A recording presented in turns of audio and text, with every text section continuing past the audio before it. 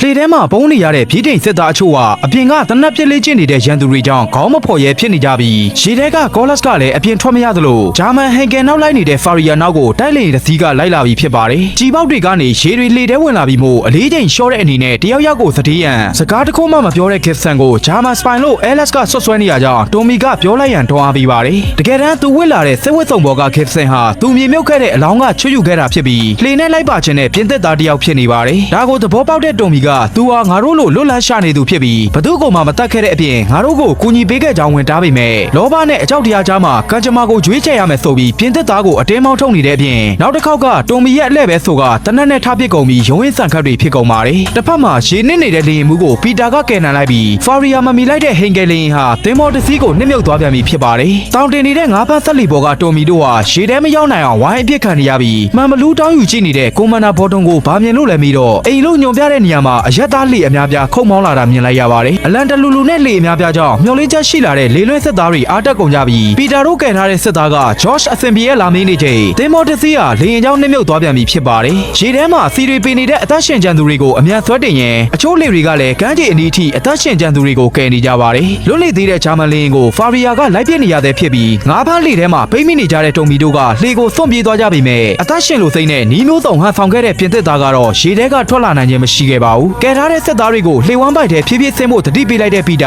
ာသူ့တငယ်ချင်းဂျော့ရှ်ကတေနေပြီလို့အသိပေးတာကြောင့်ပိုကယူဆိုင်ပြီးရမှာကသားဖားနှစ်ယောက်စိတ်မကောင်းတော့ကြီးလိုက်ကြပြီးကောင်လေးအစင်ပြေရဲ့လာမင်းနေတဲ့စစ်သားကိုအစင်ပြေပါလို့သာလိန်လိုက်ပါတယ်။ငါးဖမ်းလှေပေါ်ကခုန်ချလာတဲ့တုံမီတို့ဟာနင်းနေတဲ့စစ်သင်္ဘောထံကစီရီလူးနေတဲ့စစ်သားတွေကိုမြင်လိုက်ရပြီးပြန်လှည့်လာတဲ့ဂျာမန်လေရင်ကြောင့်သွေးဦးသွေးတန်းနောက်လှည့်ပြေးရပါတယ်။ဖာရီယာလိုက်ပစ်ပေးခဲ့လို့ပြတ်ကျလာတဲ့ဂျာမန်လေရင်ဟာစီကွက်ကြီးတက်တက်ကိုထိုးကျလာတဲ့အတွက်မီးလောင်သိဆုံးကုန်ကြပြီးတုံမီကတော့ပီတာရဲ့လေနဲ့ဒီယိုတိုက်ဆွဲခေါ်ခံလိုက်ရတာမို့လွတ်မြောက်သွားပါတယ်။ရန်သူလေရင်တွေကိုရှင်းပေးနိုင်ခဲ့တဲ့ဖာရီယာတယောက်စီကုန်နေတဲ့လေရင်နဲ့ကမ်းခြေမှာလေယုံစီးနေရပြီမို့နောက်ထပ်ချင်းကပ်လာတဲ့109တိုက်လေရင်ရဲ့ကျဲလောင်တဲ့အင်ဂျင်တန်ကြောင့်တားပြစ်သူပီတာကိုပဲကန်ခိုင်းထားတဲ့မစ္စတာဒေါ်ဆင်ကပြင်းမဲ့လေရင်ဟာဦးဆိုင်လာမှာမို့သူအချက်ပြတဲ့အထိစောင့်ရမှာပါတယ်။ပြေးလို့မရတော့တဲ့တရားပေါ်ကကွန်မန်ဒါတို့ရောလှေတွေပါတိုက်ခတ်ခံရတော့မယ့်အချိန်လေပေါ်ကမစင်းသေးတဲ့ဖာရီယာကထိုးလေရင်ကိုဝင်ပစ်ချသွားပါတယ်။လေရင်မော်ဒယ်တွေနဲ့အလုံးလုံးပုံတွေကိုကျွမ်းကျင်နေတဲ့မစ္စတာဒေါ်ဆင်ဟာဘလို့သိလဲလို့ပြီးတော့စစ်ပွဲစပြီး3ပတ်တာကာလမှာတိုက်ပွဲကျသွားတဲ့သူ့သားကတော်ဝင်လေတက်ကဖြစ်ကြောင်းရှင်းပြပါတယ်။ကုန်းဘတ်ပေါ်ပြန်တက်လာတဲ့တိုမီနဲ့အဲလက်စ်တို့ဟာဒိုဘာကြောက်တန်းတွေကိုကြည့်ရင်ပြန်ထွက်ပြေးလာရတဲ့ငါတို့ကိုစိတ်ပြတ်သွားလာလို့ပီတာကိုမိပါတယ်။ဒီလိုနဲ့ဒန်ကတ်မှာပိတ်မိနေတဲ့မဟာမိတ်စစ်သည်3သိန်းကျော်ကိုစောင်းတွေဝေပေးနေတဲ့အဖိုးကြီးတယောက်က